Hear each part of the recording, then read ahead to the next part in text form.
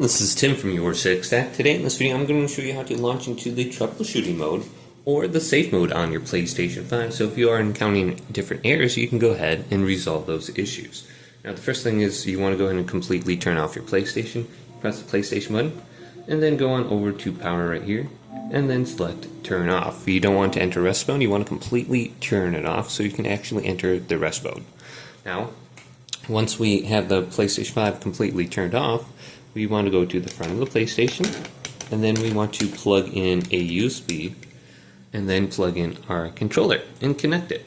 So we're going to wait for this light to turn off now, and then once the light is completely turned off, we're going to hold down the power button right here.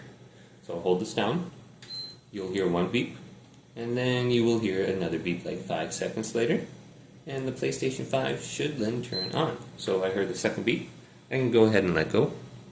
Now on the screen it says connect the controller using the USB cable, and then you need to press the PlayStation button to actually be able to use the safe mode.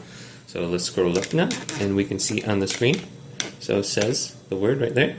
Now let's press the PlayStation button and we should be able to operate the safe mode menu now. So let's press this and here it is. So we have different options on here like restart PlayStation 5, change video output.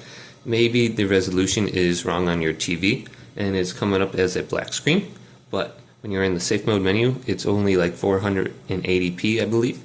So you can go ahead and change the resolution, HDCP, which is copyright protection, repair console storage, you can update the system software, restore the default settings, you can clear the cache and rebuild the database. Maybe there's an issue with your hard drive or some sort of corrupt data. You can reset the PlayStation 5 back to the factory settings, or you can reinstall the system software under this.